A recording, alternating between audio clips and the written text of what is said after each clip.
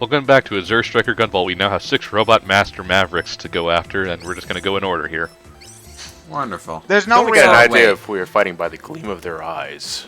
So you don't get, like, a weapon or anything when you beat these guys? Nope. Yeah. So it doesn't matter at all what order you do them in? No. Not a one. Yeah. Also, I love how many typos there are in this script. It's absolutely ridiculous. Apparently they were fixed in that update that came out a little while ago, but it's still pretty funny. Got any examples? There was just one a couple seconds ago. They spelled material wrong. Oh, okay. Oh, no, wait, maybe it's spelled differently on purpose so that it can, so that that's what they call things in their own world. Okay, well if that is true, then gack this script. Gack Can everything. I just ask, is there anything that you get for doing these levels that makes the non-linearity worth it? You get Nope. You get like, I think you can get certain materials for upgrades easier in certain levels, maybe, but for the most part, like, I get why the whole Mega Man thing is a thing, but if you don't have, like, a Robot Master kind of thing that makes the doing certain levels in a certain order kind of worth it, then I kind of think that you should just order the levels in terms of difficulty, because, that's just what makes, it's just better game design in my opinion.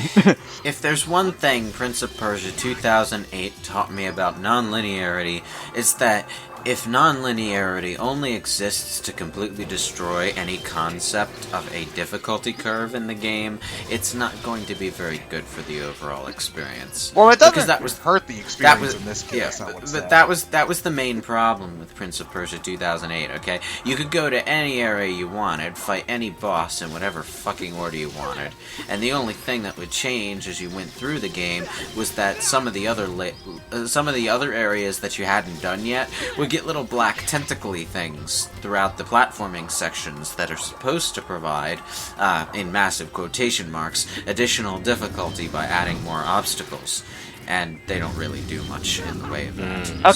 Okay, hold on. I haven't played a Prince of Persia game. Why did the later platforming stages become a hentai set?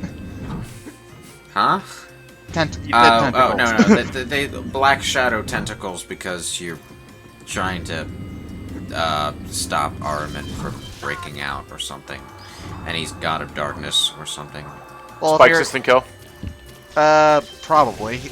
No, spikes are not an instant kill. They just do a lot of damage. Oh, okay. This isn't Mega Man. Going back to the topic at hand, are you guys talking more about, would you guys rather have a focused adventure or something that's broad? Because that kind of goes into the whole Arkham Asylum versus Arkham City discussion. I think in Arkham's... Well, the difference between this and Batman is that Batman's gameplay is more structured around exploration. So, there's definitely an argument to be had there. But in this case, it's basically a very straightforward platformer action game. Like, well, that's not so... I wasn't so much going into what Batman does, but it's just more like how it's set up, design-wise speaking. It has very little to do with size or scope, and more to do with, okay, people like non-linearity in games simply because of non-linearity, and it seems like there are quite a few developers who just jump on that without really thinking about it.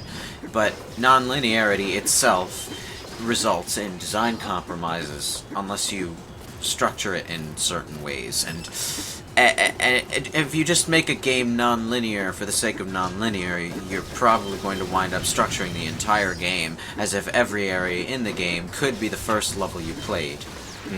So, in a game like something like Mega Man, even if you don't really play it as often, or say Azure Striker Gunvolt, do you like the Mega Man setup where you're free to pick a stage, or would you rather have level to level, steady progression? The first thing about the Mega Man setup is that I'm not entirely in love with this design idea in the first place, just for my own preference. But in a Mega Man game, the non-linearity itself is designed as an element of challenge. Like, you need to what the hell just happened? Well, if we die, you're our J-pop friend will sing a J-pop song, and you get infinite jumps, and you're basically invincible. What? Yeah. Come on, sing it with me now. You died. You fucking died. This is what happens if you die in the first stage of Symphony of the Night as Richter Belmont. You just, your lady sidekick just casts a spell and you become unstoppable god for the rest of the boss fight. I do remember getting this much, and I gotta say, with the J-pop song playing in the background when you're in this powered up state, I don't know how long this is supposed to last, but it is kind of interesting. Like, it makes you, yeah, okay, I can kind of get down with this. I'm still gonna put the game down after I finish the stage because I got other shit to play, but it's interesting and memorable at the very least. There's a different J-pop song that plays if you get like 1,000 points or whatever for your combo. I only got to hear it like once because it's fucking hard to get your combo going that high because you basically can't get hit for an entire stage. But, you know, yeah. So can you elaborate though? Like, what can you that's do in invincibility mode? You can jump infinitely, you can air dash infinitely, you don't run out of electricity ever. You basically can't You still lose. take damage. Yeah, you basically can't lose. Is that what happened to you when you were submerged in water? You ran out of electricity? I ran out of life because electricity hurts himself while he's in water or something. That's why I go to stage first, because it's the most annoying. He suffers Cole McGrath syndrome. Yeah, pretty much. No, he suffers what happens to anybody when you put lightning inside fucking water. Yeah, that's Cole McGrath syndrome. I see. I don't keep that exclusive to Cole McGrath. Yeah, he's the Electric Man in the Infamous series. So whenever he touches water, the water electrifies. So if you stand in a puddle and something else is standing in the puddle, you'll kill it just by proximity. And if you get submerged in water, you actually electrocute. Hey, Gunvolt, you want to get powered up? Listen to me. Drop this boombox into this tub while you're standing in it. This is probably my favorite boss character. Well, because he's lazy. Yeah. Oh man, I absolutely love the English super attacks that all of these guys have. It's absolutely hilarious. Like, what? I can't really hear what they're saying. Like, you'll see at the once I get to the third bar. Oh, okay. I think it's like he goes like Razy Reza or something like that. At this point, why is there even a boss fight? Every boss should just consist of the character waving a white flag in Gunvolt's face.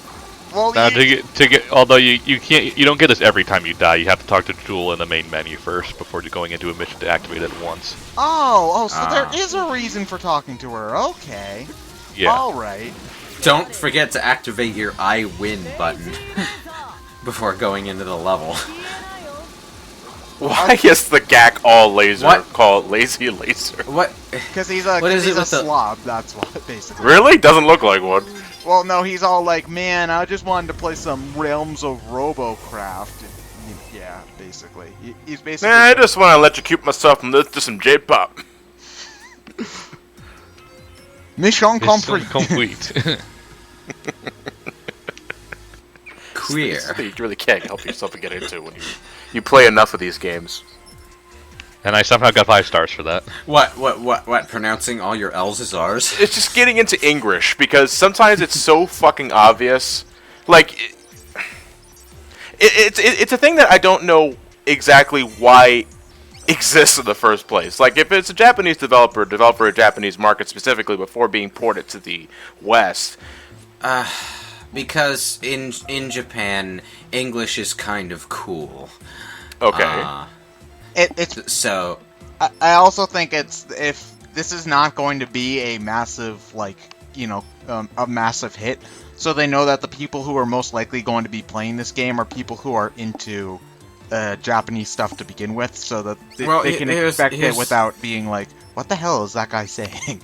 Here's the thing about Japan and the English language. They will just carelessly throw English into songs without even caring whether they get it right.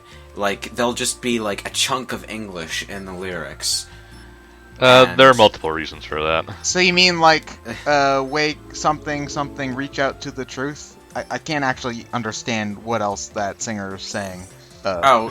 Actually, the songs in Persona were written in English. I'm pretty sure. Oh. The group that does it is called Lotus Juice. rapping group. If you're going to blame the lyrics on anyone, though, blame them on the Persona writers, because I don't think Lotus Juice actually writes their own lyrics for those songs. So I really should get into studying Japanese culture a little more often, but is it considered exotic to mix the languages up? Yeah, it's generally English is generally considered as a cool language there, so part of it is the coolness factor. The other reason is that the Japanese language doesn't really fit into our style of music, which is popular over there, like rock and roll or pop and stuff, very well. So they sometimes have to throw in random English to make it fit the musical taste. Yeah.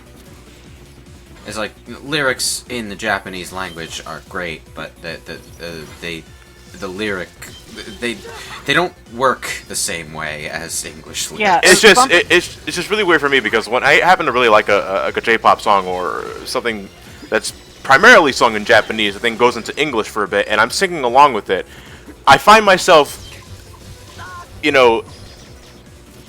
mimicking that accent, even though I can speak perfect English just fine. You can speak perfect what, John? English. Okay, you sure you said that right the first time? Yeah. I said English, yeah. Well, sometimes you just kind of have to, because the way they wind up using English doesn't work in English either. Like, just the way they'll pronounce a certain thing. It's like they're banking on their weird mispronunciation to make the lyrics work lyrically. And that makes no sense either, but what I just said, I mean, so... But you get my point, right? I think. It's their misappropriation of the language that makes the lyrics work. Ah, jeez. I like the fast pace of this game, but at the same time, everything is so flat, and that's bugging me somehow. Games like that have always the been level's flat. the game's visual design is that a lot of the levels look very similar. Like, other than the colors, a lot of the geometry looks pretty samey. So, like, there are parts of this level that you wouldn't be able to tell. Be able to tell the difference between this level and the this is like the most dickish Sonic level design ever. Acupuncture, gack. No, this is just a wall of springs that you can't jump over and a spike wall behind them. No, this is a Sonic fan level for somebody who's really upset about Sonic 4. Dodge all the springs, bumpers, and speed boosters. So it's a Sonic Mega Mix level, basically. Yeah, sure. Let's go with that. Oh, I'm sorry. Did I say that out loud? What was I gonna say? This is, I kind of had the same problem with the Shantae level design at times, because some of the environments just seem to repeat the same basic assets over and over again, and that slightly bugged me. Well, Shantae kept things to squares, flat lines, and slopes. Yeah, but I'm talking about, like, the graphical pieces too, assets. Well, yeah, because the assets had to adhere to that basic composition. Where compared to, I think being organic is something easier to do in a 3D game rather than 2D. Because I don't know, I can't. When I think of something organic, I immediately think of a 3D game, not so much 2D. And I'm having a really hard time thinking of a 2D game. I don't know. I disagree. Maybe? I disagree, honestly, because in 3Ds, I just have an easier time spotting the stock assets as they appear. You think so? Because I would say, well, it depends on how good the developer, or how well the developer, makes these level designs. But I think if you do a good enough job, it's harder to notice in 3D compared to 2D, where you can see the straight lines. It depends. Like, a stock tree is a stock tree, no matter what gameplay style you're going with. I think it just depends on. I think there's more of a need to, like, stuff the levels full in a 2D game because, or it's easier to spot, I suppose, because you want things to keep being fast paced. In a 3D game, you're generally you're more likely to have things be somewhat slower, so things can be a little bit more open, and you're not seeing the same assets this twice on the same screen or whatnot as often. I would say it's partly just a visual thing, because in 3D you start to get closer to that uncanny valley where you start to expect things to be realistic in certain ways, and they aren't, and that sticks out just as a mental thing. Like if you step on a pothole, you're expecting to sprain your ankle. I guess it Yeah. just depends on what type of game you're playing, I suppose. Because most I of agree. the 3D games I've been playing are like more cartoony or anime Yeah. in nature, so I don't notice that kind of stuff. As much. Yeah. Honestly, I see it more readily in more realistic games too. So, but when I mentioned Shantae though, I was talking more about level design elements and and actual assets that seem to repeat from between stages, rather than just things that repeat within a single stage. You know. I don't know. I thought Pirate's Curse at the very least was good about keeping all the environments pretty varied. It was better at it than the other two, I think. Because like if you're talking about Risky's Revenge, all of the caves look exactly the same. So Yeah. But anyway, back All to two of them. Gunvolt. Ryan, isn't there like a super mission for this stage where you can only touch the bouncy things so many times or whatever? Yeah. Is that Never even- done it. Yeah. You don't get anything for doing all of them, right? No. Well, I mean, other than like Each mission gives you something, but you don't. Am I the only one who doesn't like that? You know, I probably am the only one who doesn't like that weird wall jumping thing that games do. No, but I mean, I've been had that since X. Assuming you played Mega Man X beforehand. But... Super Metroid, Mega Man X. Well, they're different to me in my. Well, yeah, they are different because how you perform them in Super Metroid. Because I have one a of them feeling is- that in Super Metroid you weren't meant to be able to climb up one No, wall you as weren't easily. meant to be able to do that. You have to really, really MacGyver yourself in the air to do it. I've tried it Huh? in Super Metroid. I can never- do I it. never Well, thought not it was all that of us have been playing Super reliably. Metroid. It's our not. entire Look, life. I'm not gonna bash on you guys, but honestly, in Super Metroid, while jumping off a single wall, I never found that hard at all. yeah, I'll have to agree with John on this one. I never found too much of a problem with it. Here's what makes it hard. Okay, in order to do the wall jump, you have to be doing the air flip. Okay. Where Samus is actually flipping around in the air as opposed to just falling. You know. Yeah. And that requires a specific kind of maneuvering in the air that sometimes when you try to wall jump and then go back to the wall, Samus will lose that. You take one step off. Spin. You take one step on the floor, and then you jump. And you're guaranteed a flip. Well, I've always found it a Yeah. lot harder to do it in the But- flippy Yeah. thing in Super If you Metroid attempt than in to, Fusion. I know we're going off a Metroid tangent, but if you attempt to hit the jump button while holding right at the same time, most of the times Samus will veer right while doing a standing jump. Yeah. But sometimes she can lose that flipping animation mid-jump as well, depending on how you do it. It's just like... I'm pretty sure that once you practiced the stupid wall jump move on one wall, and you're used to getting that controller motion down, you can do it without much problem. Yeah. But actually getting used to it is such an awkward thing that I can just tell they probably didn't mean for you to be able to No, do that. I know for a fact they didn't mean for you to do that, because when you learn about the wall jump with the little animal buddies, they jump from wall to wall in that little chasm thing. So Yeah. they meant for you to go from wall to wall and not be able to break the game in half by jumping up one wall.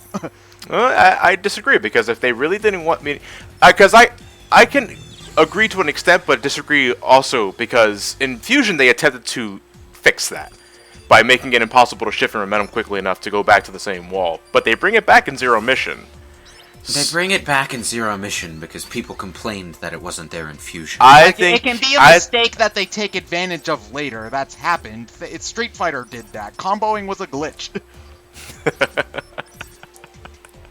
It's just like, you know, in Super Metroid, it's just it feels like a mistake to me. Just the way I play, just the way it handles in game. It feels too awkward to be intentional.